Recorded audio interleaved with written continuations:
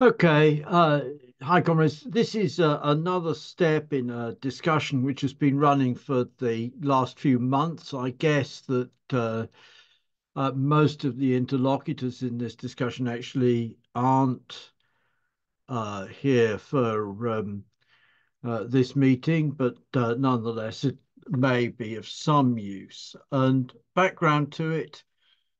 Um, the Young Communist League attached to the Communist Party of Britain, which is in turn the appendage of the Morning Star, had a at least temporary, I don't know how long, whether it's lasted, upturn of militancy and spectaculars in appearance of using masks, red flags, and so on and so forth. Um, Presenting, in a sense, well to the left of the official CPB. Socialist Appeal has decided in summer, ran a campaign, Are You a Communist? Then Get Organised, join Socialist Appeal, and has now decided to rebrand itself as the Revolutionary Communist Party, reappropriating a name first used by a trot group of the 1940s, but then subsequently used by the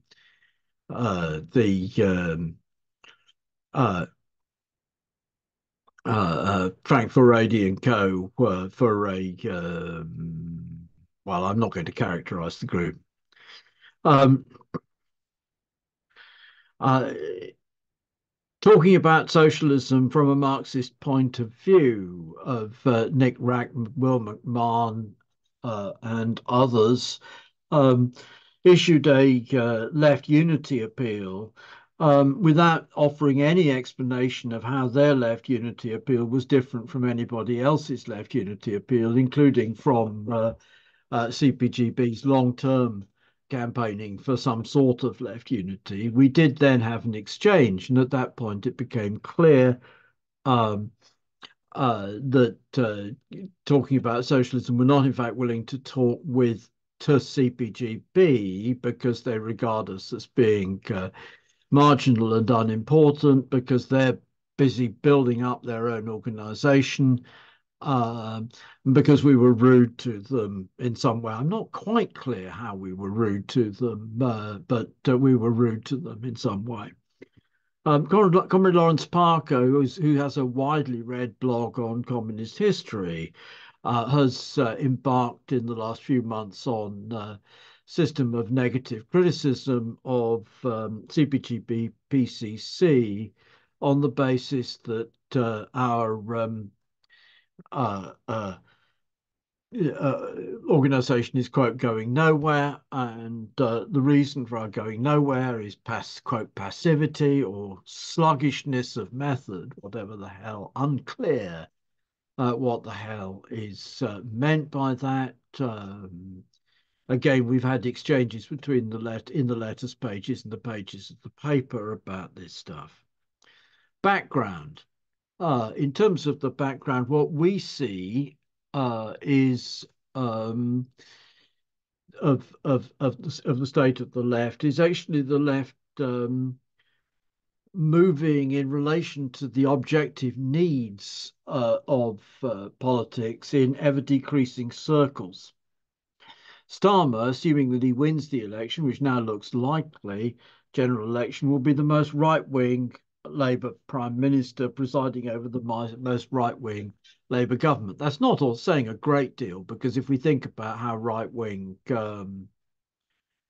Ramsay MacDonald's government in 1924 was, or uh, the role of Henderson and Co. in supporting the British war effort in 1914-18. It, it is nonetheless the objective dynamic is dilution, dilution, dilution, and has been really. The Wilson government was well to the right of the Attlee government, and the Blair government was a long way to the right of the second Wilson government was to the right of the first Wilson government. The Blair government was a long way to the right of the Wilson government, but Starmer will be to the right of Blair, And as we saw again with the Tories, the same dynamic. The Macmillan government was uh, slightly to, the Eden and Macmillan governments were well obviously to the right of the Labour Party, but the Heath government was sufficiently far to the right. Heath was sufficiently far to the right of Macmillan to gain the appellation, quote, Selsdon man for the supposedly far right character of the Heath government. The Thatcher government was notoriously way to the right of the Heath government, and the Cameron government signalled its intentions from the outset by taking the Tory party out of the centre right group in the European Parliament to form a new far right group together with the Italian post fascists and other characters of this sort. Yeah, so the Starmer government will be for a very right wing government, and it will be succeeded by an even more a conservative government, which is to the right of Braverman and um, uh, uh, uh, uh, Sunak and these characters. We have seen a succession of small left electoral initiatives of one sort and another, broadly trying to pretend to be left Labour.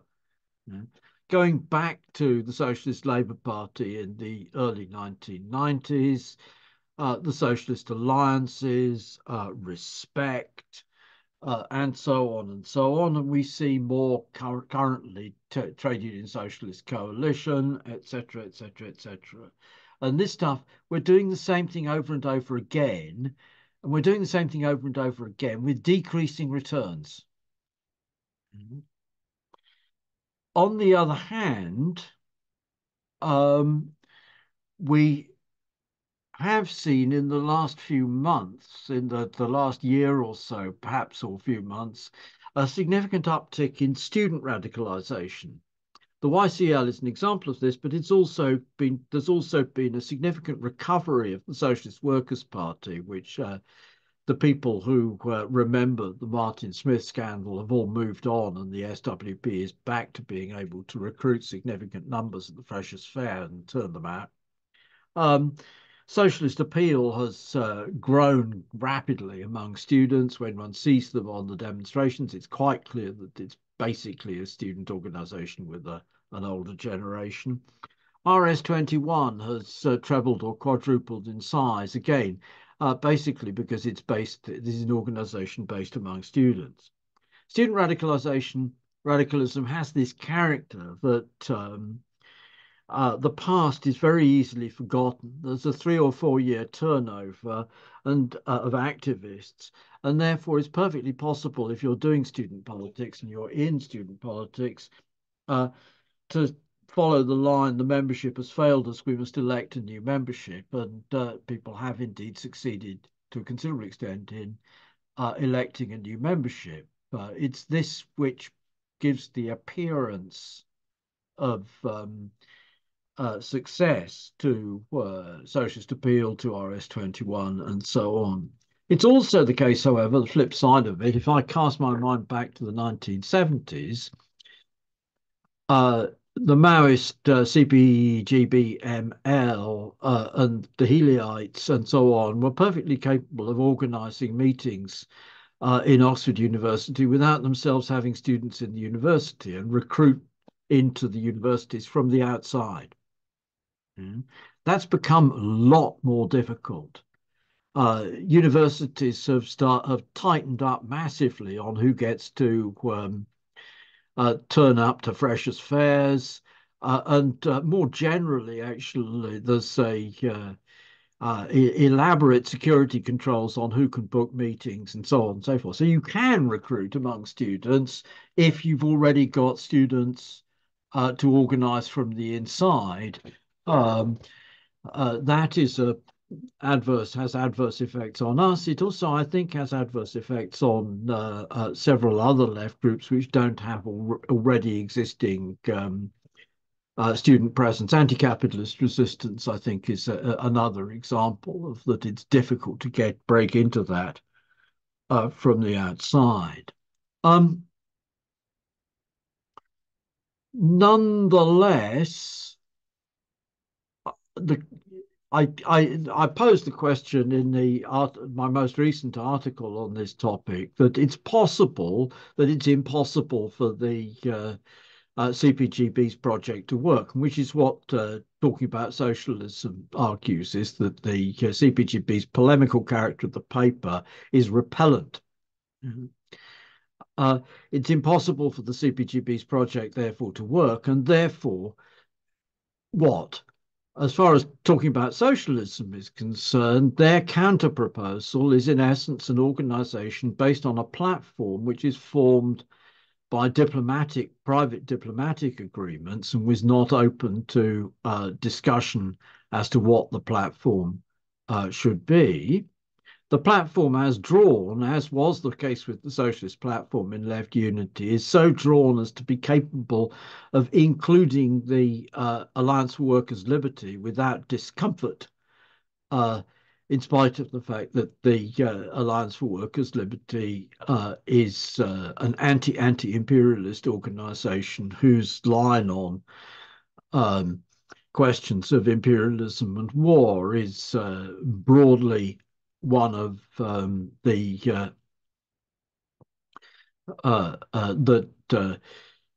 we should oppose all forms of imperialism other than British and American imperialism. Um, Diplomatic formulations are adopted which allow the Alliance Workers' Liberty in, but at the same time, the diplomatic formulations are not in principle amendable. And the principle of politeness is adopted, that it's necessary to avoid sharp arguments and sharp polemics uh, in order to avoid repellent, quote, repellent, unquote, polemical publication. We are also running a debate in the letters column of the paper with Andrew Northall, who argues that the line of the Communist Party of Britain, and indeed of the traditional official Communist Party, of banning factions, which in fact is also, as it happens, the line of the Socialist Workers' Party, um, banning permanent factions, and before that of the American Socialist Workers' Party and all of the satellite organizations of the American Socialist Workers' Party banning, quote, permanent factions, um, is essential to serious organization. Now, I argued in my most recent article that actually, if we are wrong on the question of factions and on the question of open polemic, then it follows in reality that the labour bureaucracy and the capitalist state have succeeded have been so successful in breeding short-beaked pigeons. Trotsky in 1926 in Where is Britain Going? Talked about the pigeon fancier who breeds short pigeons which are so short-beaked that they can't get out of the shell on their own. Breeding short-beaked pigeons that the victory of the right wing in the Labour movement is guaranteed, and if the victory of the right wing in the Labour movement is guaranteed, then the victory of the right overall is guaranteed, and the underlying dynamic of capitalist politics towards World War III is guaranteed to proceed more or less unabated. I give you two things which I regard as being fundamental lessons on this question. The first is actually the fall of the Union of Soviet USSR. The fall of the USSR demonstrated, in the first place, that the regime in which the bureaucracy had a monopoly of what could be said produced a regime in which the managers lied to the planning authorities. The planning authorities lied to the party about the progress of the plan, and the workers lied to the managers about their work. And the end result of this is the famous Soviet joke, they pretend to pay us and we pretend to work. The result is radical demoralization and very widespread illusions in the direct political agents of capitalism, reflected in the fact that significant parts of the working class in the East European countries and in Russia itself actually supported the overthrow of the USSR and the satellite regimes. Secondly, the institutional forms of the regime, and here the ban on factions is absolutely central, uh, entailed that once the core leadership of the party decided to restore capitalism, which is essentially what happened under Gorbachev and Yeltsin, mhm, there was no institutional means within the regime by which anybody could resist. Um, And indeed, once we see that there's no institutional means within the regime by which anybody can resist, we can see that whatever the hell we characterize, however the hell we characterize this regime, it is not the dictatorship of the proletariat.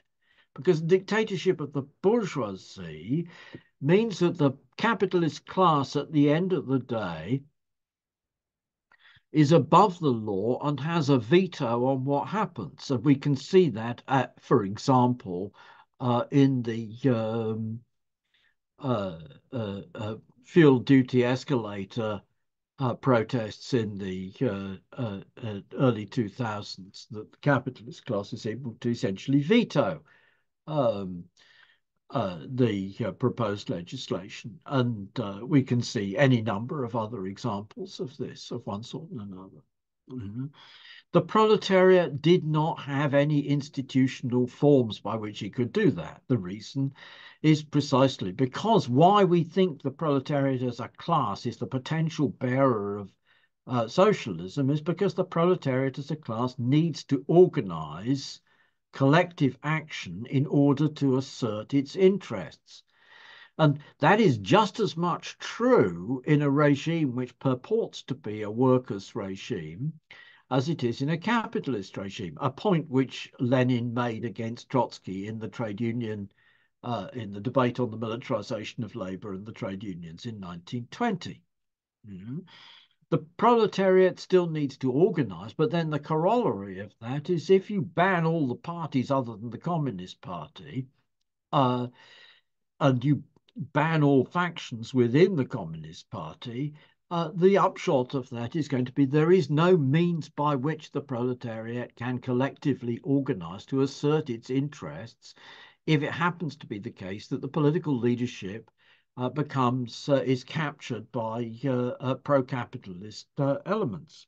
Um, so uh, the comrades of the CPB Morning Star and the people who hold similar views about the ban on factions or the ban on permanent factions or whatever we like to call it need to accept political responsibility for the collapse of the Soviet Union, both because the regime of lies, which was enabled by the absence of competing factional views, produced utter demoralization of everybody in the regime and in the working class in the societies, and because it also meant that once the leaders of the regime set themselves to restore capitalism, nobody could effectively resist. Second lesson, Corbynism. What happened in Corbynism is that the far left clings to unity with the official left and avoids openly denouncing the official left. The official left clings to unity with the right wing of the Labour movement because there's no way in which you can get a Labour government without the unity between the Labour left and the Labour right. The Labour right, in coordination with the capitalist state and media, witch hunts the Labour left and the official left and the far left, so that the inability, the clinging to unity on the basis of diplomacy unity without open controversy, unity without denunciation and polemic, um, entails that result. It's a natural and probable consequence of that result. That as long as the far left continues diplomatic towards the official left and the official left continues diplomatic towards the right will be victorious. The victory of the right is guaranteed, and we saw it in Corbynism. We've seen it actually in different forms in Rifondazione Comunista in Italy, in the decision of the leadership of Rifondazione Comunista to join a government which was backing the imperialist war in Afghanistan, and the result of that was the total and utter destruction of Rifondazione Comunista, with what was left behind merely gravel. And we've seen it in the fate of the left in the Brazilian Partido dos Trabalhadores, the Brazilian Workers' Party, which originated as a broad left, broad front unification on the basis of, again, diplomatic methods in relation to um, political differences. So the approach of the Morning Star CPB of the ban on factions within the party in order to preserve unity in action and outside the party that necessitates diplomatic approaches, because if you can't have unity without suppressing the open discussion of differences within the party, then it follows inescapably that to have unity outside the party, we also need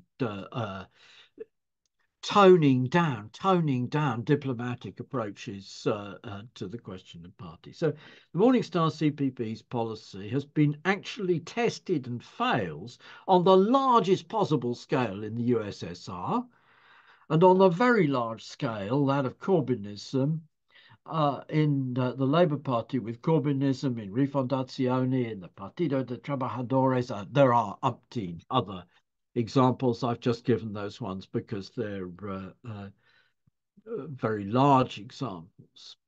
Mhm. But the Morning Star CPB policy is not only that of the Morning Star CPB, it's shared by the Socialist Workers' Party in its policy within Stop the War Coalition, Respect, and so on and so forth. It's shared by the Socialist Party of England and Wales in its policy in the Trade Union and Socialist Coalition, and so on. It's shared by anti-capitalist resistance, which is, of course, the political co-thinker of the architects of diplomatic unity in Rifondazione and of the Trotskyist bit of the architects of diplomatic unity in Rifondazione and in the Partido de Trabajadores. I have to say, actually, that this goes back to the policy of diplomatic unity pursued by Ernest Mandel and others in the Belgian Socialist Party in the early 1960s, by Ken Coates and co. in relation to the Labour left in the late 1960s. Pushed back further, this is the policy of Pierre Franck and Raymond Molinier in the La Commune newspaper in the 1930s, and in both in relation to the French Socialist Party and later the Parti Socialiste Ouvrier Paysan, PSOP. So this is an old, long-running issue. It goes back to Georgy Dimitrov's reinterpretation of the policy of the United Front at the Seventh Congress of the Communist International in 1936. So I approach the point that this doesn't work, and it is also the case that talking about socialism also offers the method of diplomatic unity and the method of politeness. So imagine that the tens of thousands, or I mean, there are tens of thousands of ex-members of left groups of one sort and another who haven't gone over to the right, all flock round talking about socialism on the basis of adopting the general principled approach of talking about socialism. The result will be a repetition of the catastrophe of the Corbyn movement because they on the policy has been tried and fails on the largest possible scale. Mm. Um, Now I turn from the negative to the positive. What is it that we're after? The first point, communist unity, not socialist unity. Communist unity because uh, although it would be nice to have a unified workers' in party and a unified workers' international, which included the right wing of the movement on the basis that the right wing of the movement was willing to act in a disciplined fashion, the reality is that the right wing of the movement is not willing to act in a disciplined fashion. The right wing of the movement collaborates with the capitalist state to exercise police control over the movement. And as Lenin and Zinoviev wrote in 1915,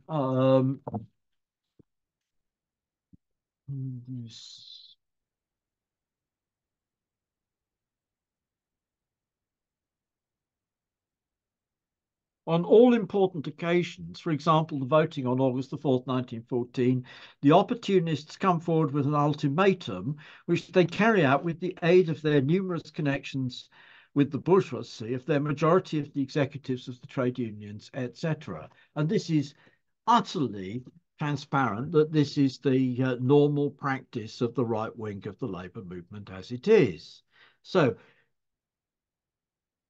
communist unity, the unity of those who stand for the overthrow of the capitalist state, the overthrow of the regime of imperialism, who stand for generalized human emancipation, including the emancipation of all the people who uh, uh, whose lives don't matter in the eyes of the imperialists, like the uh, uh, people in Gaza or the people targeted in Yemen for years by Saudi Arabia serving the United States as agencies, and so on, and so on, and so on. Communist unity, not unity with anti-imperialists, not unity with the labour right, not unity in the first place, not unity with people who are loyalists towards the state. We need the unity of the ability of the communist left, the left which does stand on the fundamental difference of being anti-war and anti-imperialism um, and anti the state order before we can address the question of unity, partial unity with the loyalist element of the labour movement. We need that partly because our own ability to combat the loyalist wing of the labour movement is massively undermined by the disunity of the communists, the inability of the communists to unite as communists. Second point, we need to organise. On this point, the CPGB comrades are together on the same side as the Socialist Workers' Party, Socialist Appeal, Socialist Party of England and Wales, Communist Party of Britain, and so on, and against the various We Stand for Independence. Mm. We need a political voice. This is not a matter of it's the Leninist combat party, or whatever the hell you want to call it. We need a political voice, and we need a political voice entails the ability to run election campaigns if we have the resources to run election campaigns, entails the ability to publish regular newspapers and other journals and publications which can combat the monopoly of the capitalist controlled media. In order to have that, we need to have organized membership. We need to have dues raised from membership. We need to draw a line on the basis so that people get to vote on the basis that they participate and pay dues. We need to have fund drives. We need to have assets and organizational structures and all of these things, um, simply because if we don't, actually, we can't. If we don't take the steps which are necessary to do these things, we can't. All we get is one or another form of ephemera, left unity, the various different fronts and coalitions and organized, short-lived organizations. Um, that is that's fundamental. We are for organizing.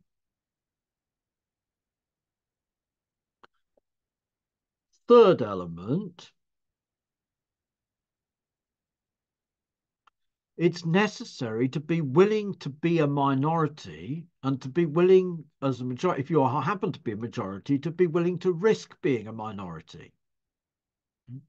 It's necessary to take seriously the discussions which we have among ourselves and not say the discussions which we have among ourselves are a waste of time. We need to turn outwards to the masses or outwards to the broader forces, etc., etc., etc. Educate, agitate, organize.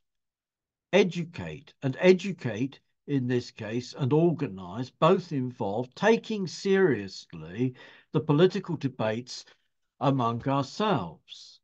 They involve being willing to, as I said, being willing to go on as a minority fighting within an organization which you think is going badly wrong. It means being willing as a majority to put up with the disruptive complaints and arguments and grumbles and so on and so forth of the minority. Um, It means, therefore, necessarily the acceptance that there will be factions, that there will be dissent, that there will be uh, uh, uh, disagreements of one sort and another.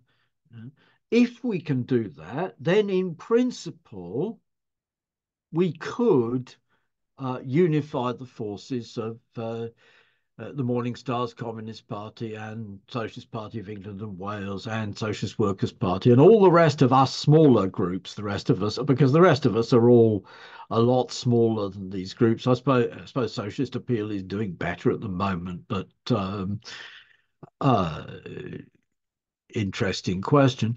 And by unifying, actually, if we unify, it's possible that we could bring in motion a snowball effect. Workers' Party, I gave you the examples of the Workers' Party and Rifondazione. Both of those are failed examples, but they're also examples of the snowball effect, which is possible as a result of unification. And if we look at the history of the Second International, it's perfectly clear that there was just such a snowball effect in relation to the Gotha fusion of the Eisenackers and Lasallians, which unified two small groups, both of which had paper membership, more or less around 10,000. But the result of the unification was to create a snowball effect, which grew very rapidly to 100,000 and then to mass scale election results. The same is true of the Austrian Socialist Party. The same is true of the unification process of the Italian Socialist Party. The same is true of the unification process of the French Socialist Party. The same is true, in fact, of the unification process of the Russian Social Democratic and Labour Party, in spite of the fact that the unification in 1903 immediately issued in a split. Nonetheless, The fact that it was unified, but it was two big public factions, the majorityites and the minorityites, identifying with the RSDLP, it was still the case that the RSDLP could grow by a snowball effect once there was a temporary opening political of political conditions in 1905. Yeah. So can we do this on our own, CPGB? No, we don't have the weight or the presence or the numbers to be able to kick something off on our own. Can we? Can it happen? There's no reason why it can't happen,